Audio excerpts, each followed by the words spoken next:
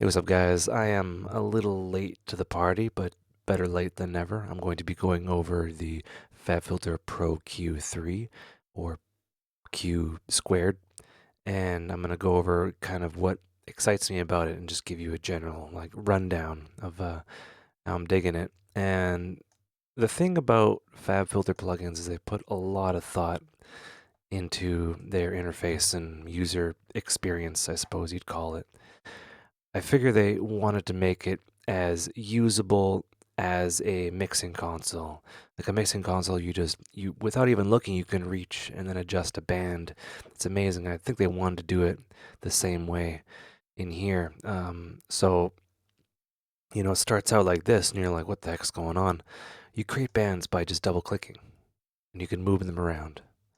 Right? You don't need to like right click and things like that. You just move bands around. You can make quick adjustments. You can use the mouse wheel to adjust the band here.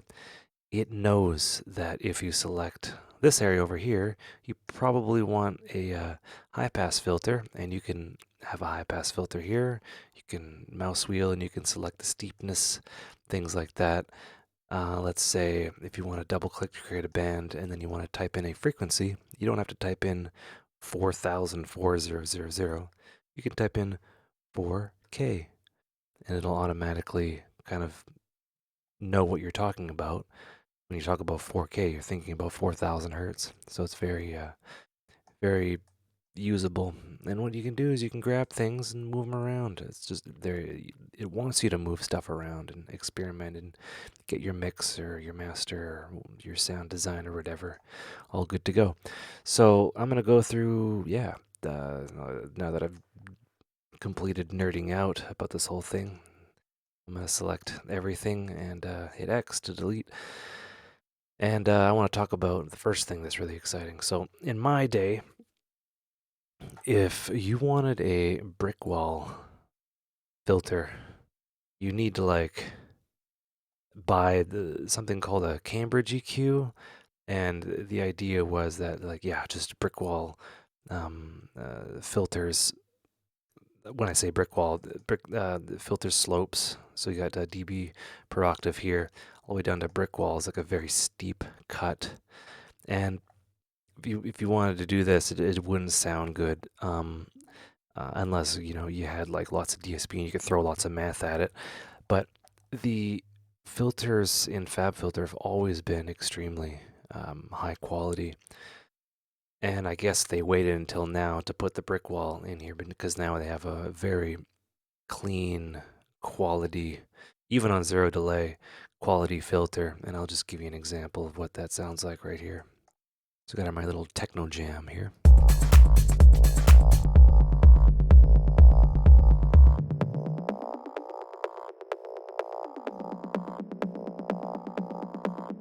Right? It sounds very clean, even on zero latency. It's great, and that's what really excites me is these brick wall filters. You don't use them a whole lot. The surgical EQ you don't really use a whole lot, but they're there if you need them, and they're great. And I think I guess they released it when they felt ready. So yeah, we can just have a steep roll off at say 30 hertz if we want to be cool people, and then and I will just leave that like that. And yeah, that's it. Another thing, I'm just looking at my notes here that I've compiled. Before, if you played a sound and the was picking up the audio and you held your mouse over the waveform, it would automatically switch to an averaging of the waveform. You didn't need to go into the a menu of an analyzer. It would do it automatically. So check this out. So right now it's like a real-time analyzer. If I hover my mouse over it, it'll automatically switch to maximum. Not average. I said average last time. It'll hold to a maximum, and that saves a step. And that's like another testament of how much thought they put into things. So yeah, I'm just gonna do that now. Check it out.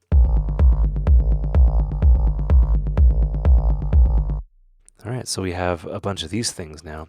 So what this basically means when you have like ringing in your in a piece of audio, you know, you can see it visually, and you don't need to necessarily select your line here to create a or to create a band to adjust it. Look what you can do now. This is phenomenally ingenious.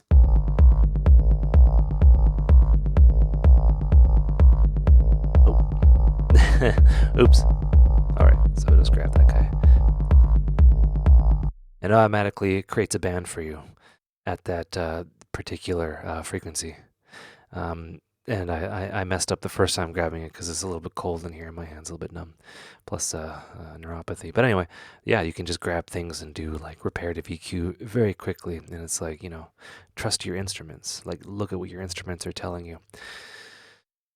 Another thing that's really cool is the ability. So the workflow that I would have back then is I would have two EQs, and one would be a stereo EQ, and then the other would be mid-side. And you'd have to select at the bottom here, mid-side, stereo, left, right.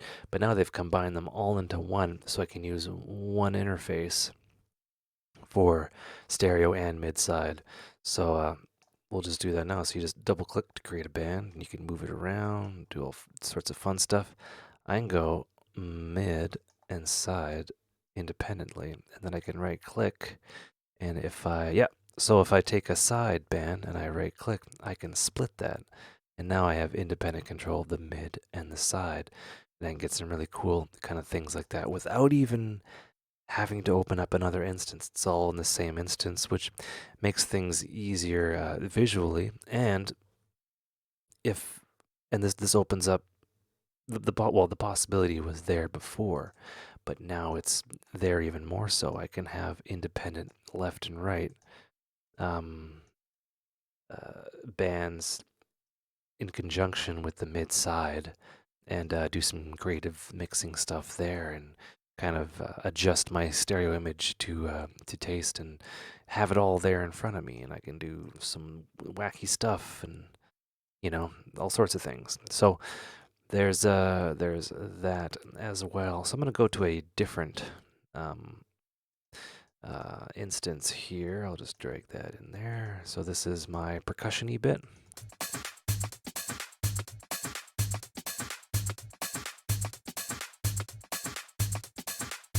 All right, sounds good, bro. I can just kind of drag this up here. So now there is what would be called a dynamic EQ.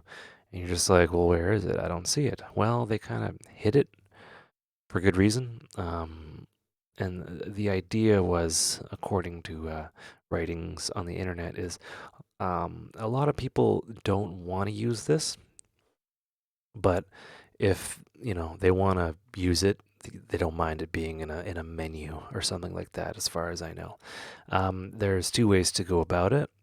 You can create a band here and kind of hit this little thing outside of the gain, and you can do that. But I prefer to kind of just double click, take the drop down. I can just make it dynamic, and then here's my range right here. So what this does is basically somewhat multi-band compression, kind of like the multi-band Fabfilter MB, but it's a EQ. So it's an automatic bouncing of the EQ with a compressor sort of thing. So it's there if you need it.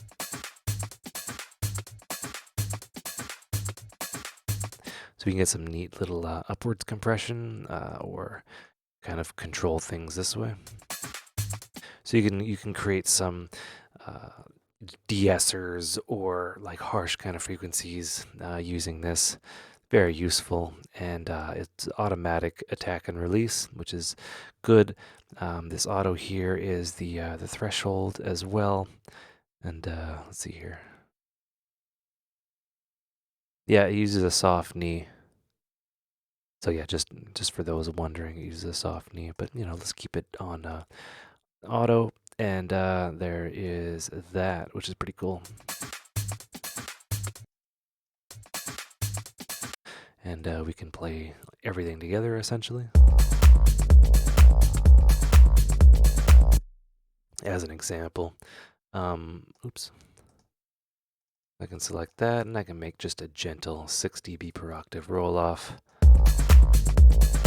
That's quite good. So here's another thing that's really cool is the ability to analyze another channel that has Pro Q3 on it.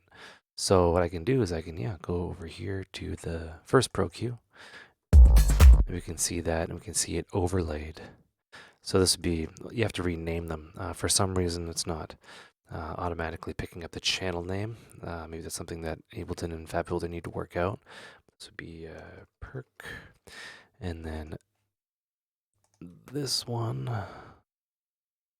over here, this would be kick and bass. YOLO swag. So there you go. So the perc is here. I can select this to see perc. And then I can compare. So this is useful, say if you have like stereo mics, or you have 2 leads and they're in the same kind of frequency spectrum, and you want to kind of compare them, and that you can do that. Very, very cool. Yeah, that's basically it. And I'm not going to get into EQ match and things like that, because I think it's out of the scope of this video. I just wanted to kind of go over the things that excite me. Like, I don't use EQ match that much. Well, at all, really. But, you know, it's one of those things. What other kind of features are there? Let's open up another gentleman here. So there they are. Bam, bam, bam. And you can switch through all of them. Couple things here. Yeah, just there's so many things. Got like tilt shelf to adjust like tonality. So say if you're sampling a disco record, you know, you have easy EQing here that you can do, and you can, like, you know, have some stuff here and then invert. I don't know, you can go nuts. Select this guy, tilt shelf, and then like a flat tilt, which is pretty interesting. So you can compress the high end and the low end, oops, at the same time if you want to be a little bit crazy.